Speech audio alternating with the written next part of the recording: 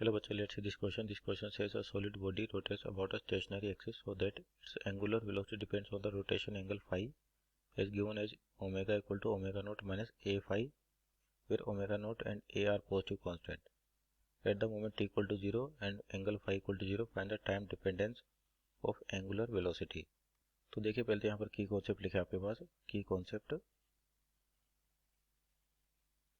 तो ये बेसिकली आपके पास की कॉन्सेप्ट है non uniform circular motion, non uniform, क्योंकि यहाँ पर जो आपके पास ओमेगा है एंगुलर वेलोसिटी कंटिन्यूस चेंज हो रही है, तो ये किसके कैटेगरी में आएगा? Non uniform circular motion.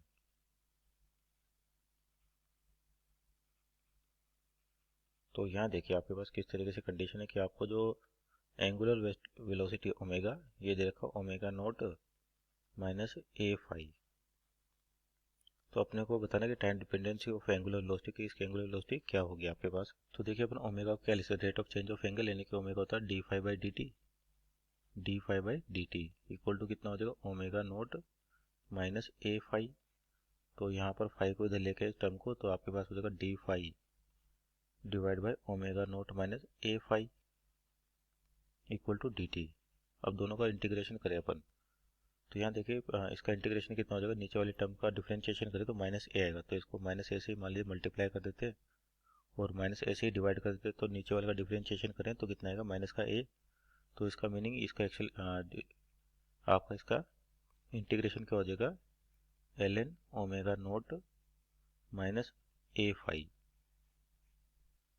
और t बराबर जीरो पर जो आपके टाइम की लिमिट है, t बराबर जीरो पे आपका फाई कितना है? जीरो।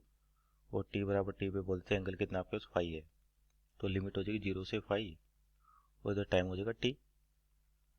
तो यहाँ पर वैल्यूज रखे अपन, इस t को इधर लेके जाएं, a को इधर लेके जाएं t की साइड, तो L N upper limit minus lower limit, तो upper limit omega naught minus ए phi minus lower limit L N omega naught, और हो जाएगा माइनस का ए टी। तो आपका log m माइनस log n क्या होता है? log m upon n। तो ये वैल्यू हो जाएगी l N omega naught minus A phi divide by omega naught equal to minus का ए टी। तो यहाँ से ये वैल्यू अगर मान लीजिए लॉगरिथमिक अपन यहाँ से रिमूव करें, तो आपके पास क्या बचेगा? यहाँ से omega naught minus A phi divide by omega naught equal to, इधर आ जाएगा आपके पास एक्सपोनेंशियल, तो e की पावर माइनस ए टी।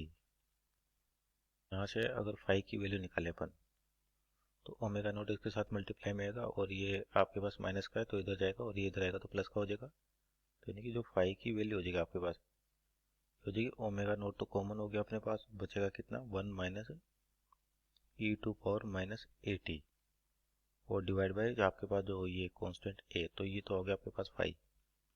अब अपने को चाहिए एंगुलर वेलोसिटी, तो आपके पास जो इक्वेशन है ओमेगा इक्वल टू कितना? ओमेगा नोट माइनस ए फाई।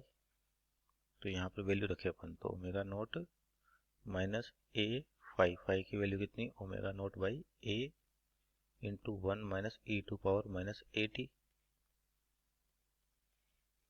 तो ओमेगा कितना हो जाएगा आपके पास? यहाँ से ये कैंसिल आउट हो जाएगा, तो ओमेगा नोट ये कैंसिल आउट हो जाएगा, तो बचेगा कितना? केवल omega naught e to power minus a t. So this our final answer. Hope you understood well. Best of luck.